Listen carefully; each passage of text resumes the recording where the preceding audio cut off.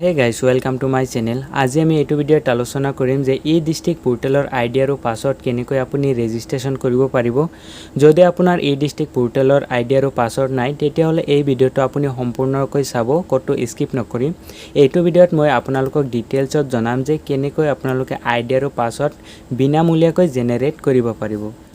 So এইটো পোৰ্টেলত যদি আপুনি আইডি আৰু পাছৱৰ্ডটো ৰেজিষ্ট্ৰেচন কৰে তেতিয়া হলে ইয়াত আপুনি 46টা সাৰ্ভিসৰ সুবিধা পাব, যেনেকৈ income certificate, birth certificate, death certificate, driving licence এনেকুৱা ধৰণৰ বিভিন্ন আপুনি অনলাইন কৰিব পাৰিব এই পোৰ্টেলৰ যোগেদি। সো এইটো হৈছে অসম চৰকাৰৰ দ্বাৰা নিৰ্ধাৰিত এটা পোৰ্টেল আৰু এইটো পোৰ্টেলৰ জৰিয়তে আপুনি ইনকাম সাৰ্টিফিকেট হওক, বাৰ্থ সাৰ্টিফিকেট হওক, ডেট অফ বাৰ্থ সাৰ্টিফিকেট হওক সকলোখিনি আপুনি কৰিব পাৰিব।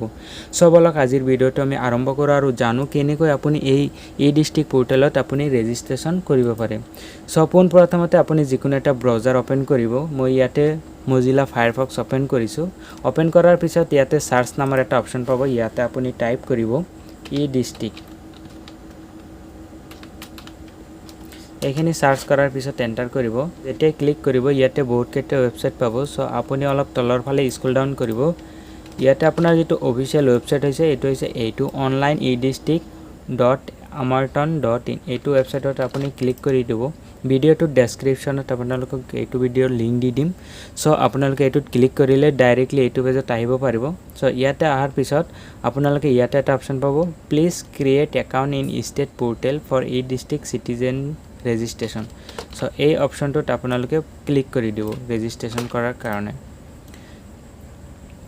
যেতিয়া ইয়াতে ক্লিক কৰিব ইয়াতে আইডি আৰু পাছৱৰ্ড ইয়াতে দিব লাগিব, কিন্তু আপোনাৰটো আইডি আৰু পাছৱৰ্ড নাই, সেই কাৰণে ইয়াতে আপুনি প্ৰথমতে ক্ৰিয়েট একাউন্ট নামৰ যেটো অপচন পাব সেই অপচনটোত আপোনালোকে ক্লিক কৰিব লাগিব। সো এইটো অপচনত আপুনি ক্লিক কৰিব। সো ক্লিক কৰাৰ পিছত এনেকুৱা ধৰণৰ এটা ইন্টাৰফেস পাব আৰু এই ফৰ্মটো আপোনালোকে ফিলআপ কৰিব লাগিব।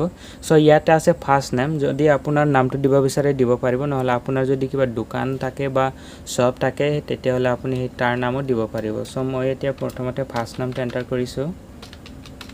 তাৰ পিছত মিডল নেম থাকিলে মিডল নেম দিব, আৰু যদি মিডল নেম নাথাকে তেতিয়া হলে লাষ্ট নেমটো আপুনি দি দিব।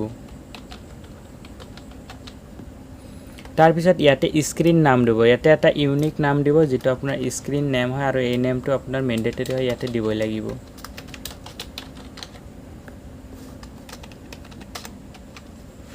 তাৰ পিছত ইয়াতে এটা ভ্যালিড ইমেইল আইডি দিব। যদি আপোনাৰ ইমেইল আইডি নাই ভিডিওটোৰ ডেসক্ৰিপচনত লিংক দি দিম, হেতু লিংকত ক্লিক কৰি ইমেইল আইডি জেনাৰেট কৰিব পাৰিব। সো ইয়াতে ইমেইল আইডি আপুনি বহাব লাগিব।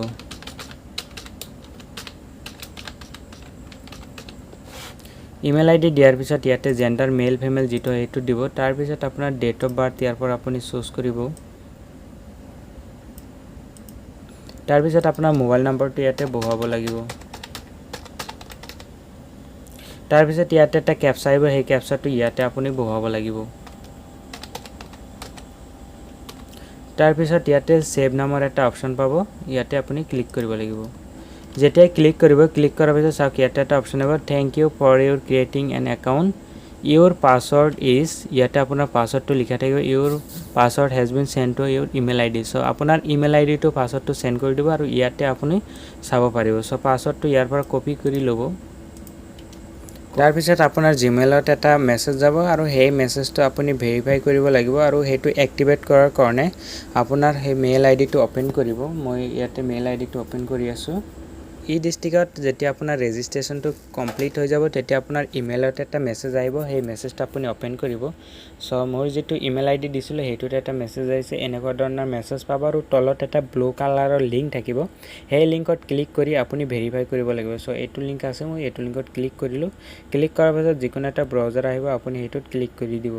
ক্লিক কৰাৰ পিছত আপোনাৰ যেটো অনলাইন Edistrictৰ আইডি পাছৱৰ্ড আছিল হেতু ভেৰিফাই হৈ যাব। তাৰ পিছত আপুনি ইয়াৰ পৰা হেতু এক্টিভেট হৈ যোৱাৰ পিছত লগইন কৰিব পাৰিব।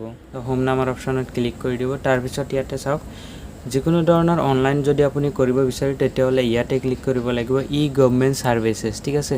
এইটো অপচনত ক্লিক কৰিব। ক্লিক কৰাৰ পিছত ইয়াতে আপোনাৰ সেই ইমেইল আইডিটো বহাই দিব যেটো ইমেইল আইডি আপুনি ৰেজিষ্ট্ৰেচন কৰাৰ সময়ত বহাই দিছিলে। সো এইটো অপচন ক্লিক কৰাৰ পিছত ইয়াতে আপোনাৰ স্ক্ৰিন নেমটো দিব, যেটো আপুনি স্ক্ৰিন নেমটো বহাইছিলে সেই স্ক্ৰিন নেমটো আপুনি ইয়াতে এন্টাৰ কৰি দিব। কৰাৰ পিছত লগইন নামৰ অপচনত ক্লিক কৰি দিব। আপোনাৰ যেটো আইডি আৰু পাছৱৰ্ড আছিল হেতু এনেকৈ জেনাৰেট হৈ যাব। তাৰ পিছত আপুনি ইয়াৰ পৰা ইনকাম সাৰ্টিফিকেট হোক যিকোনো ধৰণৰ সাৰ্টিফিকেট আপুনি ইয়াৰ পৰা বহাব আৰু ইয়াতে আপুনি সাৰ্চ কৰিলে সেইখিনি পাই যাব ঠিক আছে সো আপুনি কোনটো সাৰ্টিফিকেট বনাব বিচাৰে আপুনি কমেন্ট বক্সত জনাই দিব আপুনি যদি তাত কোনো ধৰণৰ অসুবিধা পায় মই আপোনাক হেল্প কৰিম সো যিকোনো ধৰণৰ সাৰ্টিফিকেট বনাবলৈ ইয়াতে ক্লিক কৰিব ক্লিক কৰি ইয়াৰ পৰা আপুনি সিলেক্ট কৰিব যদি আপুনি ইনকাম সাৰ্টিফিকেট বনাব বিচাৰে ইয়াত আপুনি ইনকামটো টাইপ কৰি দিব তলতে আপোনাৰ হে অপচনটো আহি যাব তাৰ পিছত গো নামৰ অপচনত ইয়াতে ক্লিক কৰি দিব এই গো নামৰ অপচনত ক্লিক কৰিব তাৰ পিছত ইয়াতে আপোনাৰ এটা অপচন আহিব এপ্লাই অনলাইন এই অনলাইন নামৰ অপচনত ক্লিক কৰি দিব ইয়াতে আপোনাৰ সাবমিট অনলাইন নামৰ এটা অপচন পাব এটোত ক্লিক কৰি দিব সো ক্লিক কৰাৰ পিছত এনেকুৱা ধৰণৰ ফৰ্ম আহিব এটো ফিল আপ কৰি আপুনি ইনকাম সাৰ্টিফিকেট হোক নাইবা বিভিন্ন ধৰণৰ সাৰ্টিফিকেট আপুনি বনাব পাৰিব সো গাইস আজিৰ ভিডিওটো এইখিনি ভিডিওটো ভাল পালে লাইক কৰিব শেয়াৰ কৰিব আৰু এনেকুৱা ধৰণৰ ভিডিও পাবলৈ মোৰ চেনেলটো সাবস্ক্ৰাইব কৰিব চেনেলটো সাবস্ক্ৰাইব কৰিবলৈ হলে ইয়াতে সাবস্ক্ৰাইব নামৰ এটা বটন পাব ইয়াত ক্লিক কৰিব আৰু বেল আইকন নামৰ অপচনটোত ক্লিক কৰি অল কৰি দিব